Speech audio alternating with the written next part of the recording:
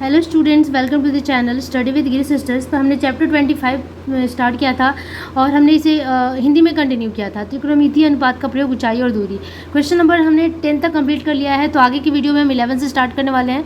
तो make sure आप channel को सब्सक्राइब कर दें ताकि सारे नोटिफिकेशन आपको मिलते रहें। तो चलो स्टार्ट करते हैं क्वेश्चन नंबर 11 से। ओके, तो क्वेश्चन नंबर 11 कुछ इस तरीके से है। एक 5 तल्ला मकान है, उसके छत की बिंदु से मीनार एक है, मॉन्यूमेंट है। उसके शीर्ष को देखने पर और निचले सिरे के उन्नयन कोण और अवनति कोण 60 और 30 डिग्री है। यदि मकान की ऊंचाई दी हुई है, मकान की ऊंचाई 16 मीटर है और मीनार की ऊंचाई ज्ञात करना है और मकान और मीनार के बीच की दूरी ज्ञात करना है। ठीक है, तो क्वेश्चन बहुत ज़्यादा टफ नहीं है, फिगर ड्रॉ कर लेते हैं ताकि अच्छे से समझ में आ जाए। ओके, तो एक बार मैं इसको इंग्लिश में भी बता दूँ। ठीक है, क्वेश्चन क्या कर रहा है कि from the point of the roof of the 5 story building. तो पहले तो एक हम क्या कर लेते हैं, क्वेश्चन नंबर 11 एक 5 स्टोरी बिल्डिंग बना लेते हैं। ये मान लीजिए 5 स्टोरी बिल्डिंग है और इसका नाम दे देते हैं हम AB। ठीक है, the angle of elevation of the top of the monument, angle of elevation from the top of the monument. ठीक है, angle of elevation of the top of a monument and that of the angle of depression from the foot of the monument are 60 and 30 respectively। ठीक है, तो जब हम monument को देखते हैं ना, एक यहाँ पे क्या बना हुआ है, मॉन्यूमेंट बना हुआ है, मतलब कि एक मीनार बना हुआ है। तो मीनार से जब हम इसके मीनार के टॉप को देखते हैं, जब देखने का क्या मतलब है, एंगल ऑफ एलिवेशन देखते हैं। तो एंगल ऑफ एलिवेशन कितने डिग्री का बन रहा है, 60 डिग्री का बन रहा है, 60 डिग्री का बन रहा है ना। और जब इसके फुट को देख रहे हैं, मॉन्यूमेंट के फुट को, मतलब मीनार के पाद को जब देख रहे हैं, तो ये डिप्रेशन बना रहा है, एंगल ऑफ डिप्रेशन बना रहे हैं कैसा, 30 डिग्री का। ठीक है, तो ये हो गया 30 डिग्री। ऐसे दिखने से भी 60 लग रहा है, लेकिन थोड़ा सा ऐसे दिक्कत हो रही है, इसको और ऊंचा बनाना चाहिए था। ठीक है, तो थोड़ा सा ऐसा है, कोई बात नहीं। तो इस तरीके से एंगल बन रहा है। ठीक है, अब क्या कह रहा है, if the height of the building is 16 metre, ये बिल्डिंग है AB, ये क्या है 16 मीटर है। तो कैलकुलेट करना है हमें height of the monument at distance of the building from the monument. तो हमें मॉन्यूमेंट की हाइट कैलकुलेट करना है। ठीक है, तो हमने इसे AB मान लिया, इसे मान लेते हैं CD। मॉन्यूमेंट क्या मान लिया, ये क्या है हमारा मॉन्यूमेंट है, मीनार है और ये क्या है हमारा, ये क्या है मकान है, मकान या बिल्डिंग जो भी है, मकान है। ठीक है, तो इस तरीके से है। तो हमें निकालना है CD और साथ में हमें BD भी निकालना है, ये डिस्टेंस भी हमें निकालना है। तो चलो अब इसे हम बनाते हैं। ठीक है, तो मान लेते हैं कि माना मकान AB बराबर 16 मीटर। हमने मकान को क्या मान लिया, 16 मीटर मकान की लंबाई मान ली। ठीक है, और क्या कह रहा है कि मीनार की ऊंचाई यहाँ पे दिया हुआ है, निकालना है हमें। तो मान लेंगे कि मीनार की ऊंचाई बराबर CD है।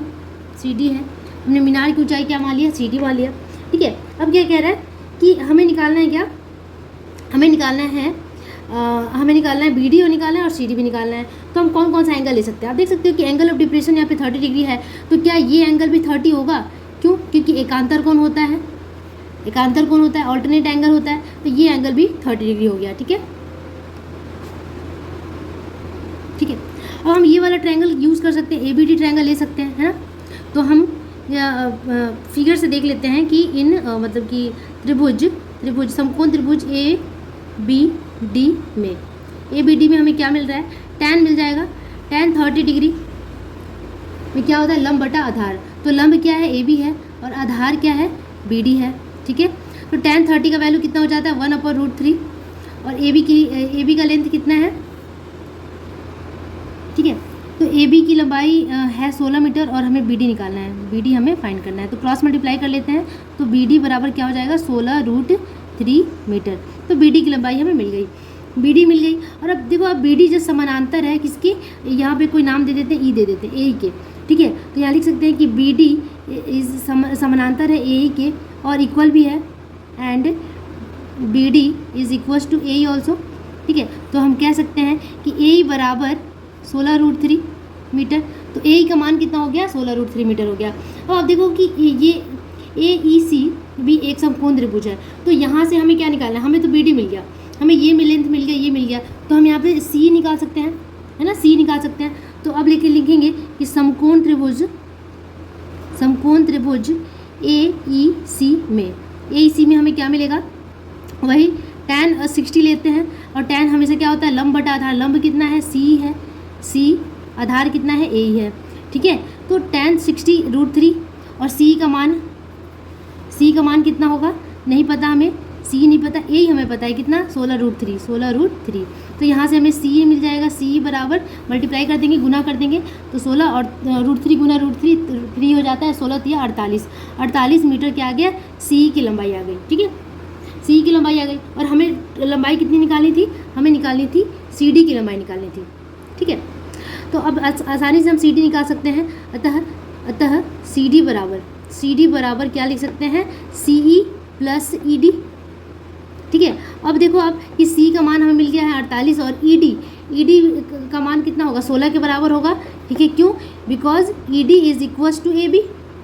आप देख सकते हैं कि फिगर से ed और ab बराबर है, तो हम लिख सकते हैं कि 16 48 प्लस 16, ठीक है। इसका मतलब ये कितना आ गया, 64 मीटर, ठीक है। तो हमें क्या मिल गया, हमें मिल गया क्या, दोनों आंसर हमें यहाँ पे मिल गया। cd क्या था, डिस्टेंस था, ठीक है, मकान तथा मोनूमेंट यानी कि मकान तथा मीनार की दूरी बराबर 64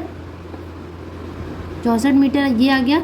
और क्या निकल गया हमारे यहाँ पे, हमें निकालना था मीनार की ऊंचाई, ठीक है। तो मीनार की भी ऊंचाई हमें निकल चुकी है, मीनार की ऊंचाई हमने यहीं पे निकाली थी bd। मीनार की ऊंचाई हमने मकान तथा मीनार की दूरी जो है ना वो bd होगी। तो bd की जो लंबाई हमें मिला था यहाँ पे 16√3 मिला था, तो यहाँ पे हो जाएगा, इस जगह पे 16√3 हो जाएगा, 16√3 मीटर। और मीनार की ऊंचाई हो जाएगी 64 मीटर, है ना, 64 मीटर, है ना। अब देखो कि cd क्या है, मीनार की ऊंचाई है, और bd क्या था, ये दोनों के बीच की दूरी थी। तो इस तरीके से हमने क्वेश्चन को सॉल्व कर लिया। एक बार मैं पूरी तरीके से आपको दिखा दूँ कि आपको दिक्कत ना हो, ठीक है। तो इस तरीके से हमने क्वेश्चन को सॉल्व कर लिया। चलो, तो अब बढ़ते हैं नेक्स्ट क्वेश्चन की तरफ। ओके, क्वेश्चन क्या कह रहा है, क्वेश्चन नंबर 12 में कि एक फ्लाइंग काइट है जिसकी लेंथ, थ्रेड की लेंथ जो है वो कितनी है, 250 मीटर है, ठीक है। तो पहले हम फिगर ड्रॉ कर लेते हैं कि मान लेते हैं कि अगर यहाँ से उड़ाया गया, तो ये जो थ्रेड है ना वो ऐसे उड़ा, है ना, तो इसकी जो लेंथ है 250 मीटर है, ठीक है। उसके बाद thread makes an angle 60 degree, ठीक है। तो ये ज़मीन के साथ कितना एंगल बना रहा है, 60 का एंगल बना रहा है with the horizontal line, and when the thread makes an angle 45 degree with the horizontal line. ये 60 बना रहा है और 45 बना रहा है, तो ये 60 हो गया और 45 थोड़ा सा नीचे आएगा इस तरीके से, ठीक है। तो दोनों ही केस में हमें क्या करना है, height of the,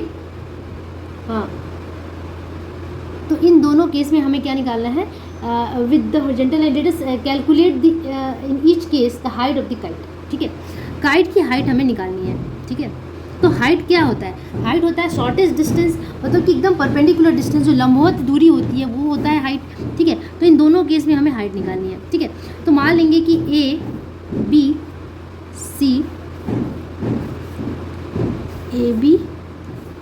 D E, है ना। तो थ्रेड की हाइट दोनों ही केस में कितनी है, 250 मीटर, 250 मीटर है, ठीक है। और दोनों ही केस में हमें हाइट निकालना है कि ज़मीन से उस पतंग की ऊंचाई कितनी थी, पतंग की ऊंचाई ज़मीन से कितनी थी वो हमें निकालना है ना, ठीक है। थ्रेड की ऊंचाई दिया हुआ है, तो देखो बहुत ही आसान है। पहले हम देखेंगे ट्रायंगल, पहला वाले ट्रायंगल में, ठीक है। तो यहाँ पे जो चीज़ें आप लिख सकते हैं कि थ्रेड की लंबाई, मतलब कि धागे की लंबाई आप लिख सकते हैं पहले कि धागे की लंबाई कितनी है, 250 मीटर है, ठीक है। क्या लिखेंगे कि माना धागा AB बराबर AD बराबर 250 मीटर, ठीक है। हमने धागे की लंबाई कितनी मान ली, 250 मीटर, ठीक है। अब जो ए का पोजीशन है ना वो यहीं से देखा जा रहा है, ठीक है। तो यहाँ पे उन्नयन कोण दिया हुआ है, ठीक है। उन्नयन कोण दिया हुआ है कितना, 60 डिग्री का बन रहा है। तो यहाँ पे ये वाला जो ट्रायंगल में कौन सा एंगल बन रहा है, 60 डिग्री का एंगल बन रहा है, ठीक है। अब ध्यान से देखिए कि ये ट्रायंगल है और क्या है इस केस में BD क्या है, BD की ऊंचाई हमें ज्ञात करना है। और BD क्या है हमारा, BD है पतंग की ऊंचाई, ठीक है। तो BD ही हमें निकालना है तथा, ठीक है। दूसरे केस में, सेकंड केस में हमने क्या देखा कि AD क्या है, ये AD है 250 मीटर और पतंग की ऊंचाई कितनी हो जाएगी यहाँ पे, पतंग की ऊंचाई। अब अपने तरीके से लिख सकते हैं, मैं थोड़ा सा कंफ्यूज हो जाती हूँ हिंदी इंग्लिश के चक्कर में। तो पतंग की ऊंचाई यहाँ पे क्या है, एडी है, ठीक है। पतंग धागे की लंबाई एडी है, पतंग की ऊंचाई यहाँ पे डी है, तो यहाँ हमें डी निकालना है, ठीक है। तो इन दोनों केस बन रहा है, ये पहला केस बन रहा है फर्स्ट केस और ये हो रहा है सेकंड केस। तो दोनों ही केस में हमें ऊंचाई पूछा जा रहा है, ठीक है। एक बार पतंग यहाँ से उड़ा है तो ऊपर की तरफ उड़ा, 60 डिग्री का एंगल बनाया, अब पूछा जा रहा है कि ये ज़मीन से इसकी ऊंचाई कितनी है। फिर दूसरे केस में यहाँ पे 45 डिग्री बना रहा है, ये 45 डिग्री बना रहा है, तो कह रहा है कि इसकी ऊंचाई कितनी है, ठीक है। तो अब हम चलते हैं पहले त्रिभुज में, ठीक है। पहला त्रिभुज ले लेते हैं कि त्रिभुज, समकोण त्रिभुज ए बी डी में हमें क्या मिलेगा, ठीक है। ए बी डी कहने का अर्थ है ये वाला ट्रायंगल, जो ये ट्रायंगल हमें दिख रहा है, सॉरी ये जो ट्रायंगल दिख रहा है, इस ट्रायंगल की हम बात कर रहे हैं, ठीक है। तो अब देखिए हमारे इस पास इसमें क्या है, ए बी की लंबाई दी हुई है, ए बी दिया हुआ है और हमें निकालना क्या है, हमें बी सी निकालना है, ठीक है। तो यहाँ पे लंब और ये क्या है, हाइपोटेनस, लंब और कर्ण का रिलेशन बन रहा है, ठीक है। लंब और कर्ण में जो संबंध बन रहा है, तो हम यहाँ पे साइन ले लेंगे। तो साइन 60 डिग्री, साइन का क्या होता है, लंब बटा कर्ण होता है, लंब बटा कर्ण होता है। एक बार मैं लिख भी दूँ, लंब बटा कर्ण होता है। लंब क्या है यहाँ पे, ए बी है, ए बी बटा कर्ण क्या है, सॉरी यहाँ लंब बी सी है, सॉरी पता नहीं क्या हो रहा है गड़बड़। लंब क्या है, बी सी है और कर्ण क्या है, ए डी है, ठीक है, ठीक है। तो साइन 60 का वैल्यू कितना होता है, √3/2 होता है ना। और बी सी की लंबाई हमें नहीं पता है, बट हमें ए डी की लंबाई पता है। कर्ण यहाँ पे कर्ण ए बी है, बार बार मैं गलती लिख दे रही हूँ। आप देख सकते हैं इस त्रिभुज में कर्ण ए बी है, ए डी तो इस वाले त्रिभुज में है, ए बी कर्ण है। तो बी सी, ए बी की लंबाई कितना है, 250 मीटर, ठीक है। दोनों ही कर्ण बराबर था, कोई दिक्कत नहीं थी, ठीक है। तो यहाँ से हम बी सी निकाल लेते हैं। तो यहाँ से बी सी बराबर क्या हो जाएगा, 250 गुना √3 हो जाएगा और बटा में आ जाएगा 2। तो 2 से इसको काट देंगे, 2 1 ज़ा 2, 2 2 ज़ा 4 और 2 5 ज़ा 10, तो हो जाएगा कितना, 125 √3 मीटर। बी सी की लंबाई कितनी हो गई, 125 √3 मीटर, ठीक है। तो पहले केस में पतंग की ऊंचाई कितनी आ गई, पतंग की ऊंचाई कितनी आ गई, 125 √3 मीटर। अगर आपका आंसर पॉइंट में दिया हुआ है तो √3 का वैल्यू पुट कर देना, ठीक है। तो ये फर्स्ट केस में था, ठीक है। अब आते हैं सेकंड केस में, ठीक है। सेकंड केस में देखते हैं क्या होता है। सेकंड केस भी बिल्कुल उसी तरीके से बनेगा। कौन सा त्रिभुज लेना है हमें लेना है ये त्रिभुज ए डी ई, ठीक है। ए डी ई लेते हैं, त्रिभुज ए डी ई में इसमें क्या मिलेगा हमें, यहाँ पे देखिए कि लेंथ हमें क्या है, ए डी का लेंथ हमें पता है, मतलब कर्ण पता है और लंब निकालना है। तो वही करेंगे, साइन 45 डिग्री, साइन 45 डिग्री लंब बटा कर्ण। तो लंब क्या है, ए डी है, और सॉरी लंब क्या है, डी है और कर्ण क्या हो जाएगा, ए डी। देखिए लंब क्या है, डी और कर्ण है, ए डी। तो साइन 45 का वैल्यू कितना होता है, साइन 45 का वैल्यू होता है 1/√2, ठीक है। और डी की लंबाई कितनी है, 250, डी की लंबाई नहीं पता हमें, और ए डी की लंबाई है 250, ठीक है। तो यहाँ से क्रॉस मल्टीप्लाई कर लेंगे, तो डी बराबर क्या हो जाएगा, डी बराबर हो जाएगा आपका 250/√2। अब इस √2 को रेशनलाइज कर लेते हैं, तो ये हो जाएगा क्या, 250√2/2, ठीक है। अब इसको काट सकते हैं, तो काटने के बाद वही आएगा, 2 से काट लेते हैं तो वही आ जाएगा 125।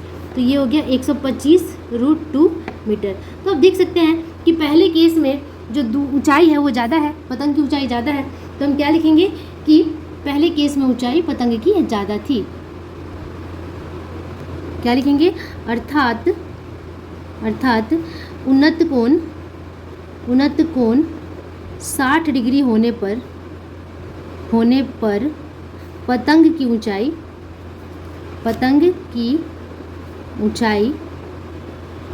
अधिक होगी। तो यही पूछा जा रहा था कि किस केस में पतंग की ऊंचाई अधिक होगी। तो 60 डिग्री वाले केस में अधिक होगी, 50 डिग्री वाले पे कम आ रही है। आप देख सकते हैं कि यहाँ पे आया है 125√3 और यहाँ आया है 125√2, इसलिए इस केस में ज़्यादा थी, ठीक है। इस तरीके से हमने क्वेश्चन नंबर 12 को सॉल्व कर लिया। अब आगे बढ़ते हैं नेक्स्ट क्वेश्चन की तरफ, अगले क्वेश्चन की तरफ बढ़ते हैं। उड़ती जहाज में से एक यात्री किसी समय अपने एक तरफ हावड़ा स्टेशन एवं ठीक विपरीत दिशा में शहीद मीनार को क्रमशः 60 डिग्री और 30 डिग्री के अवनति कोण पर देख पाता है। एक तरफ हावड़ा स्टेशन देखता है, दूसरी तरफ शहीद मीनार देखता है। उस समय यदि जहाज जमीन से 545√3 मीटर की ऊंचाई पर था तो हावड़ा स्टेशन से शहीद मीनार के बीच की दूरी कितनी थी, मतलब दोनों के बीच की दूरी हमें पता करनी है। तो पहले तो इसको फिगर मन में या तो ड्रॉ कर ले कि हाँ हम कैसे इसे बना सकते हैं, और फटाफट इसे कॉपी पे उतार देना है। तो चलो इसका फिगर ड्रॉ करते हैं। तो क्वेश्चन क्या कह रहा है कि मान लेते हैं कि माना हवाई जहाज़ की स्थिति ए मान लेते हैं, ठीक है, कि जो हवाई जहाज़ थी वो इस तरीके से हवा में उड़ती हुई जा रही है और इसकी स्थिति क्या है, ए है, ठीक है। उसके बाद क्या कह रहा है कि हवाई जहाज़ एक छोर से हावड़ा स्टेशन और दूसरी छोर से शहीद मीनार की तरफ है, ठीक है ना। तो वहाँ से हमें क्या लिखा हुआ है कि उसका अवनति कोण लिखा हुआ है। यहाँ अवनति कोण की बात की गई है। एक तरफ हावड़ा स्टेशन को देखा जा रहा है इसी एरोप्लेन से, एरोप्लेन ए है, यहीं से क्या किया जा रहा है कि हावड़ा स्टेशन को देखा जा रहा है। तो मान लेते हैं कि हावड़ा स्टेशन कहाँ है, यहाँ है, एच है हावड़ा स्टेशन, और एक तरफ देखा जा रहा है शहीद मीनार को, ठीक है। तो मैंने बताया था फर्स्ट वीडियो में, आप देखना कि जब भी उन्नति अवनति कोण की बात होती है तो यहाँ से हम देखते हैं, अगर उन्नति कोण अगर कहा जा रहा है कि ऊपर की तरफ तो नीचे से हम देख रहे हैं, लेकिन यहाँ पे एरोप्लेन से अवनति कोण है, इसका मतलब ऊपर से देखा जा रहा है। तो इससे पहले इसको जोड़ देते हैं, ठीक है, इस चीज़ को हमने जोड़ा, फिर इससे इसको हमने जोड़ दिया। अब कह रहे हैं कि एरोप्लेन से ज़मीन की जो लंबवत दूरी है ना, जो एकदम परपेंडिकुलर डिस्टेंस है वो दिया हुआ है, कितना, ये दिया है 545√3 मीटर, ठीक है। तो कह रहा है कि तो हावड़ा स्टेशन से शहीद मीनार की दूरी, मतलब ये डिस्टेंस हमें निकालना है, ठीक है। तो चलो इसे हम सॉल्व करते हैं। तो लिखा हुआ क्या है कि मान लेते हैं कि माना ए एक हवाई जहाज़ है,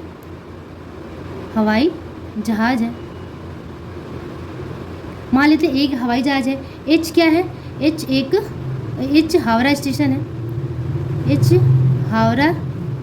है, आप लोग प्लीज़ हिंदी में लिख लीजिएगा, स्टेशन है। और शहीद मीनार को हमने एस से डिनोट किया है, एस क्या है, शहीद मीनार, शहीद की स्पेलिंग में सही लिख रही है, हाँ, शहीद मीनार है, ठीक है।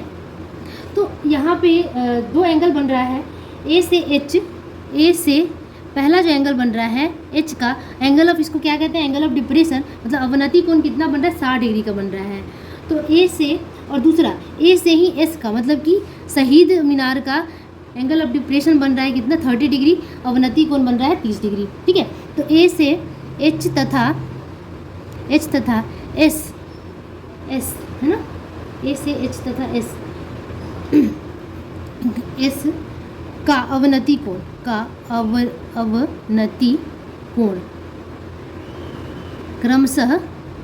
क्रमशः मतलब रिस्पेक्टिवली कितना बन रहा है, 60 डिग्री और 30 डिग्री है ना, ये दे दिया है, ठीक है। बस हमारा काम खत्म। अब हमें क्या निकालना है कि अब हमें निकालना है ए से इसकी दूरी निकालना है, तो इसको मान लेते हैं पी, है ना, ठीक है। अब आते हैं हम समकोण त्रिभुज में, ठीक है। और यहाँ से ए पी दे दिया हुआ है, ए पी मतलब कि लंबवत ऊंचाई दिया हुआ है कितना, ए पी बराबर 545√3 मीटर, ठीक है। अब हम निकालते हैं त्रिभुज ए पी एच में हमें क्या मिलेगा, एक एंगल है, जब ये 60 है तो ये भी 60 डिग्री होगा, ठीक है। हमारे पास लंब है और एक कोण है, ठीक है। हमें आधार निकालना है, तो हम क्या लेते हैं, tan लेते हैं। तो हम क्या ले लेंगे, tan 60 डिग्री। tan 60 डिग्री में क्या आ जाएगा, लंब बटा आधार। लंब क्या है, AP है, आधार कितना है, HP है। तो AP कितना है, AP है 545√3 और HP हमें निकालना है, ठीक है। और tan 60 का वैल्यू जो होता है वो होता है कितना, √3, ठीक है। तो 545√3 बटा HP। अब आपको पता है जब बीच में इक्वल का साइन होता है तो ऊपर काट सकते हैं या फिर आप क्रॉस भी करके कर सकते हैं। तो ये √3 से √3 गया, तो HP का जो मान आ गया वो कितना है, 545 मीटर आ गया, ठीक है। तो HP का मान कितना आ गया, 545 मीटर, ठीक है। ये हो गए नंबर 1। उसी तरीके से हम दूसरा ट्रायंगल लेते हैं APS में, समकोण त्रिभुज APS में देखते हैं क्या है कि यहाँ भी हमारे पास क्या है, लंब है और एक एंगल है, ये 30 डिग्री है तो ये भी 30 डिग्री होगा। अल्टरनेट एंगल, एकांतर कोण बराबर होते हैं जब समानांतर रेखाएं हो, मतलब HS के समानांतर एक मतलब एरोप्लेन जा रहा है तो समानांतर है। तो ये दोनों एंगल बराबर हो गया। ठीक है, अब यहाँ भी लेंगे हम क्या, tan 30 डिग्री। tan 30 डिग्री का मान लंब बटा आधार, लंब क्या है AP, आधार कितना है PS। AP का मान बैठा देंगे 545 √3 बटा PS। ठीक है, तो इसका हो गया 1/√3 और ये हो गया 545 √3 बटा PS। अब यहाँ क्रॉस गुना कर देंगे तो PS बराबर हो जाएगा 545 में 3 से गुना कर दीजिए तो ये आपका आ जाएगा 1635 ना, हाँ 1635 मीटर। √3 से √3 को गुना करेंगे तो 3 हो जाएगा और 3 से 545 को गुना करने पे आ जाएगा 1635 मीटर। ठीक है, अब PS आ गया। अब ये हो गया नंबर 2। हमें निकालना था कि HS मतलब कि शहीद मीनार से हावड़ा स्टेशन की दूरी। तो हावड़ा से शहीद मीनार की दूरी बराबर HS, दैट इज हम लिख सकते हैं क्या, HS का मतलब क्या हो गया, HS का मतलब हो गया HP प्लस PS। HP का मान आ गया था 445 और PS आ गया था कितना 1635। अब इन दोनों को हम क्या करेंगे, जोड़ देंगे, जोड़ देते हैं।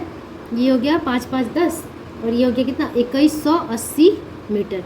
ठीक है, तो ये आपका रिक्वायर्ड आंसर हो गया जो हमें आंसर चाहिए था। ठीक है, तो इस तरीके से हमने हावड़ा से शहीद मीनार की दूरी ज्ञात कर ली। देखो अगर अवनति कोण होता है ना तो बच्चे थोड़े से हिचकिचा जाते हैं कि अरे हमसे सॉल्व नहीं होगा और वो सॉल्व नहीं करते हैं, रुक जाते हैं। नहीं, अवनति कोण वाले क्वेश्चन जो होते हैं ना वो ज़्यादा ईजी होते हैं। तो प्लीज़ आप इस तरीके के क्वेश्चन को एग्जाम में छोड़ के बताइएगा, जैसे बताया जाए इसे थोड़ा सा प्रैक्टिस कर लो तो आप इजिली इसे सॉल्व कर सकते हैं। और सब ये जो चैप्टर है ना मार्क्स गेनिंग चैप्टर है, इसमें आप मार्क्स निकाल सकते हैं और इससे पक्का क्वेश्चन बनता है। 7 से 8 नंबर के क्वेश्चन भी आ जाते हैं, इससे कभी कभी 10 का भी आ जाता है। तो प्लीज़ इस चैप्टर को अच्छे से कीजिए। ठीक है, तो इसी के साथ हम अगले वीडियो में मिलते हैं नेक्स्ट क्वेश्चन के साथ और तब तक आप प्रैक्टिस करते रहिए। थैंक्स फॉर वॉचिंग, मिलते हैं नेक्स्ट वीडियो में। Bye bye, take care.